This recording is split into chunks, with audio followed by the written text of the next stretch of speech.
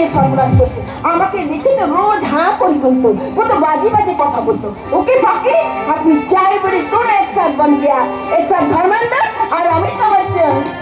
तेरे जेठ मेरे जेठ तेरे हार मेरे हार सुन ले मेरी रात जान से भी खेलेंगे तेरे लिए ले लेंगे जान से भी खेलेंगे तेरे लिए ले लेंगे सबसे दुश्मन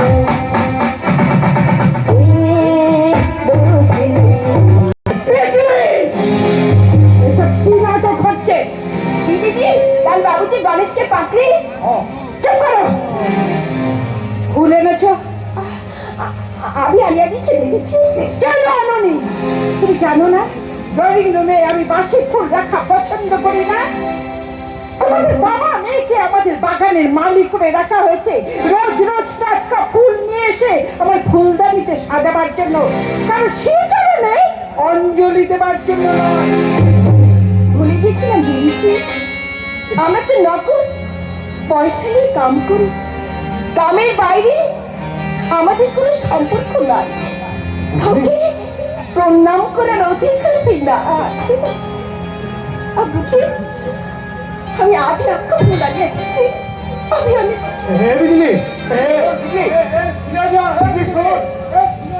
কি ব্যাপার না কি ব্যাপার তুমি বিজয় কইবার অপমান করলে কেন এটা তো তোমার চরিত্র নয় আমার চরিত্র কথা থাক তোমার চরিত্র দেখে আমি অবাক হয়ে যাচ্ছি অরুণ মানুষটা এত বড় অকৃতজ্ঞ বেঈমান হতে পারে আমি সবটা ভাবি নাই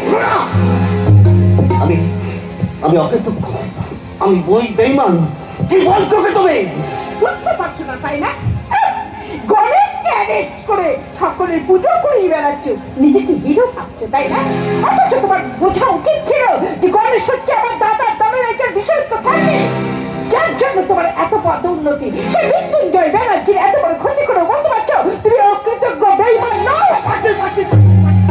পাচ্ছি কারণ গণেশের মতো সুভাষ দেশ করলে মৃত্যুঞ্জয় ব্যানার্জির মতো একজন সব আদর্শবান দেশবে এমপির কোনো ক্ষতি হয় না এটা আমার বিশ্বাস সস্তা জনপ্রিয়তার মনে তুমি ব্যানার্জ ছাড়িয়ে ফেলেছ অরুণ ছিল তো সামান্য একটা স্কুল মাস্টার ও আমার দেশের মাটি তোমার পরে একার মাথা তোমাকে তোমাকে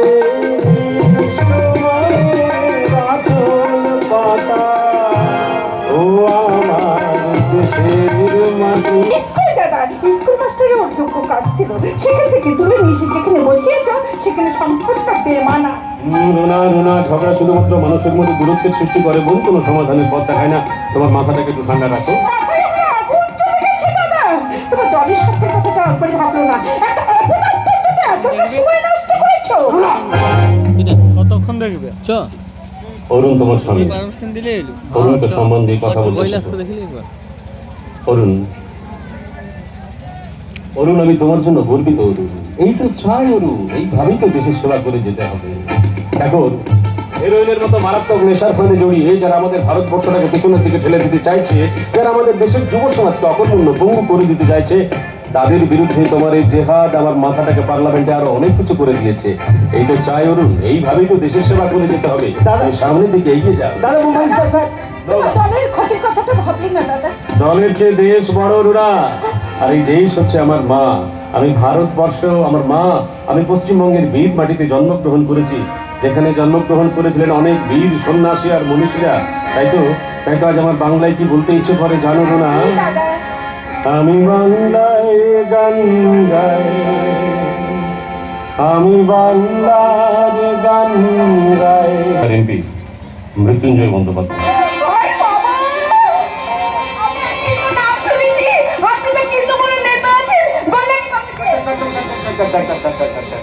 আরে বাবা তোমরা হলে নারী নারী মানে মা মায়েদের কি কখনো প্রণাম নেওয়া যায় হ্যাঁ তোমরাই তো দেশের আসল চালিকা শক্তি অথচ তোমাদেরকে কিভাবে অসহায় নিরুপায় ভাবে জীবন কাটাতে হয় এই তোমাদের মতো মেয়েকে নিয়ে আমার অনেক কিছু করার পরিকল্পনা ছিল যেমন ধরো আমার একটা অর্গানাইজেশন আছে মানে সংস্থা আছে যেখানে তোমাদের মতন অবলম্বনহীন মেয়েরা কাজ শিখে নিজের পায়ে স্বাবলম্বী হতে পারে।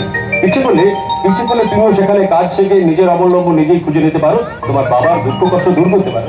না না বাবুজি না, আমাদের এখানে কোনো দুঃখ কষ্ট নাই। আমরা এই ডিএসপি সাহেবের কোয়ার্টারে পা পেটি অনেক ভালো আছি বাবুজি, অনেক ভালো। আজ আছো, কাল নাও থাকতে পারে। দেখো, পুলিশের চাকরি হলো বদলির চাকরি। অরুণ তোমাদেরকে ভালোবেসে তোমাদের এখানে থাকতে দিয়েছে। কাল হয়তো অরুণ এখান থেকে বদলি হয়ে গেল, আর অরুণের পরবর্তী যে অফিসার এলো সে হয়তো অরুণের মতো এত ভালো নাও হতে পারে, সে তোমাদেরকে এখান থেকে ছাড়িয়ে দিল। তখন কেমন কি হবে? হায় রাম, এই কথা তো কোনোদিন ভেবে দেখিনি। ডিএসপি সাহেব এখান থেকে চলে গেলে আমরা তো বিলকুল বেসাহারা হয়ে যাবো বাবা। No. কেউ চিরদিন কারুর সহায় হয়ে থাকে না বিজয়ী। একমাত্র শিক্ষা, ইয়েস, এডুকেশন, শিক্ষা মানুষকে চিরদিনের জন্য ভরসা জুগিয়ে যায়। শিক্ষা? হ্যাঁ, শিক্ষা। অশিক্ষা মানুষকে অন্ধকারে রাখে, অসহায় করে তোলে। এই দায়িত্বটা না হয় আমি নিলাম। আমি তোমাকে বোম্বে ডিরেক্টর পরিষদের সাথে একেবারে পরিচয় করিয়ে দেবো। আপনি যা বলবেন আমি তাই করবো। ও ফিলিপ, ফিলিপ আমার বাচ্চাদের স্বপ্ন। পরদেশে